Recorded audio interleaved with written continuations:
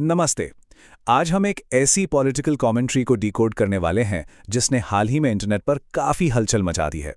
हम इस वीडियो में किए गए दावों, डेटा और स्ट्रैटेजी का बिल्कुल निष्पक्ष होकर विश्लेषण करेंगे ताकि हम असल में समझ सकें कि क्रिएटर किस आधार पर अपने ये नतीजे निकाल रहे हैं। बिना किसी पक्षपात के सीधा फैक्ट्स पर बात करेंगे। क्रिएटर के मुख्य तर्कों को आसानी से समझने के लिए हम इस पूरी चर्चा को 6 अलग-अलग हिस्सों में बांटेंगे। हम शुरुआत करेंगे बंगाल के नतीजों से, फिर बात करेंगे लोगों के रिएक्शंस की। इसके बाद हम election strategy, socio economic data, इस जीत के सांस्कृतिक महत्व को समझेंगे और आखिर में बाकी राज्यों के नतीजों पर भी एक नज़र डालेंगे। तो चलिए सीधा पहले हिस्से से शुरुआत करते हैं, बंगाल चुनाव के नतीजे। क्रिएटर अपनी एनालिसिस की शुरुआत एक ऐसे आंकड़े से करते हैं जो वाकई में चौंकाने वाला है। 93%। जी हां, अप्रैल में हुए 2 चरणों के इस चुनाव में जो टर्नआउट देखा गया वो राज्य की हिस्ट्री का अब तक का सबसे ज्यादा मतदान प्रतिशत है। जरा सोचिए, इतनी बड़ी संख्या में लोगों का बाहर आना अपने आप में एक बहुत बड़े जन आंदोलन का इशारा है ना? और इस भारी टर्नआउट का असर देखिए। कमेंट्री में इस बात पर बहुत जोर दिया गया है कि कैसे एक पार्टी जो पिछले चुनाव में 77 सीटों पर थी, उसने सीधा 204 से 208 सीटों का अनुमानित आंकड़ा छू लिया। और इस पूरे चुनाव का सबसे बड़ा उलटफेर क्या था? भवानीपुर सीट, जहां ममता बनर्जी को 15,000 वोटों के भारी अंतर से हार का सामना करना पड़ा। सोर्स इसे एक मैसिव पावर शिफ्ट के सबूत के तौर पर पेश करता है। अब आते हैं हमारे दूसरे हिस्से पर, इन नतीजों पर आई पॉलिटिकल रिएक्शंस और कमेंट्री। क्रिएटर यहां एक बहुत ही दिलचस्प कंट्रास्ट दिखाते हैं। एक तरफ जीतने वाला पक्ष इसे लोकतंत्र की जीत और जनता का साफ जनादेश बता रहा है, तो दूसरी तरफ विरोधी टिप्पणीकारों ने नतीजे आते ही इसका ठीकरा सीधा वोट चोरी और सिस्टम की कथित गड़बड़ियों पर फोड़ दिया। यह सोर्स के नजरिए को समझना बहुत जरूरी है। वीडियो बताता है कि ये कोई नई बात नहीं है, बल्कि एक पैटर्न बन चुका है। जब भी नतीजे किसी की उम्मीद से बिल्कुल अलग आते हैं, तो हारने वाले अक्सर इंस्टीट्यूशनल मैनिपुलेशन या धांधली का दावा करते हैं। क्रिएटर इसे बस एक तयशुदा और प्रिडिक्टेबल रिएक्शन मानते हैं। तीसरा हिस्सा इस पूरी एनालिसिस का कोर है, चुनाव रणनीति का विश्लेषण। आखिर ये सब हुआ कैसे? वीडियो के मुताबिक 2021 की इमोशनल और पर्सनल अटैक वाली स्ट्रैटेजी को पूरी तरह से डस्टबिन में डाल दिया गया। उसकी जगह ली एक hardcore data driven micro management ने। संगठन को जीरो से खड़ा करने के लिए सुनील बंसल को लाया गया। 2021 में जो 40 से ज्यादा सीटें 10,000 से कम मार्जिन से हारी गई थीं, उनका डीप एनालिसिस हुआ और फिर हर सीट पर जीत के मार्जिन को 20,000 तक बढ़ाने का एक क्लियर कट टारगेट सेट किया गया। और इन टारगेट्स को अचीव करने के लिए जो मैनिफेस्टो आया वो बिल्कुल पिन पॉइंटेड था। महिलाओं को हर महीने 3,000 रुपये, युवाओं के लिए रोजगार, यूनिफॉर्म सिविल कोड और सीए लागू करना, 45 दिन के अंदर बॉर्डर फेंसिंग का वादा और लोकल सिंडिकेट राज का खात्मा। वीडियो का तर्क है कि इन सटीक वादों ने और लोकल लीडर्स को फेस बनाने की रणनीति ने उन 100 से 200 टारगेटेड सीटों पर पूरी तरह से गेम पलट दिया। अब चलते हैं चौथे हिस्से की तरफ, जो शायद सबसे ज्यादा डेटा हैवी है, सामाजिक आर्थिक कारक। कमेंट्रीज आर्थिक गिरावट पर बहुत ज्यादा फोकस करती है।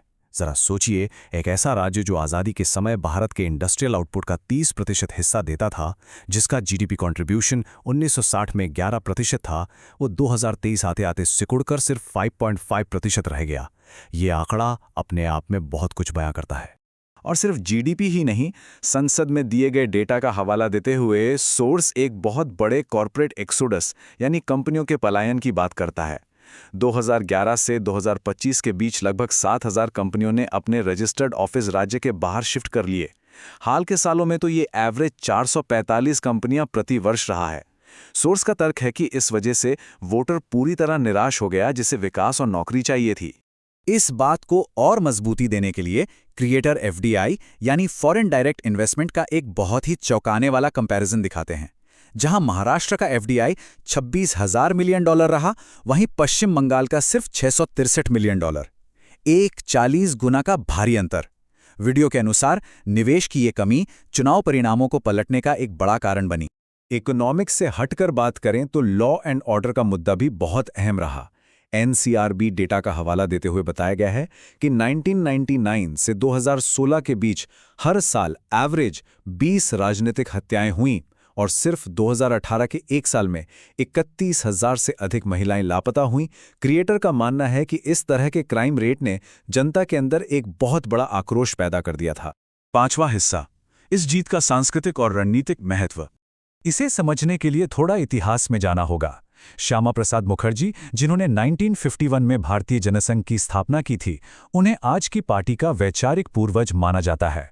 वीडियो हाईलाइट करता है कि एक राष्ट्रवादी पार्टी का अपने ही संस्थापक के गृह राज्य में जीतना सिर्फ एक राजनीतिक जीत नहीं, बल्कि एक बहुत बड़ी कल्चरल गूंज पैदा करता है।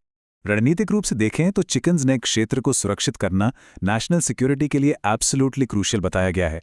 ये वो पतला सा रास्ता है जो नॉर्थ ईस्ट को पूरे देश से जोड़ता है। कमेंट्री का पॉइंट ये है कि इस सेंसिटिव बॉर्डर पर कंट्रोल होना घुसपैठ रोकने और देश की सुरक्षा नीतियों के लिए एक मैसिव स्टेप है। और अब इस नंबर पर गौर कीजिएगा, 90 लाख। सोर्स का एक बहुत बड़ा दावा यह है कि चुनाव परिणाम पलटने में एक सबसे बड़ा फैक्टर था 90 लाख वोटर्स का लिस्ट से हटाया जाना। ये कुल वोटर्स का लगभग 12% था, जिन्हें वीडियो मुख्य रूप से बिना लीगल डॉक्यूमेंट्स वाले अप्रवासी मानता है। ये एक बहुत बड़ा टर्निंग पॉइंट बताया गया है। और आखिर में चलते हैं छठे हिस्से पर, अन्य राज्यों के चुनाव परिणाम। साउथ इंडिया में तो जैसे एक अलग ही भूचाल आया हुआ है।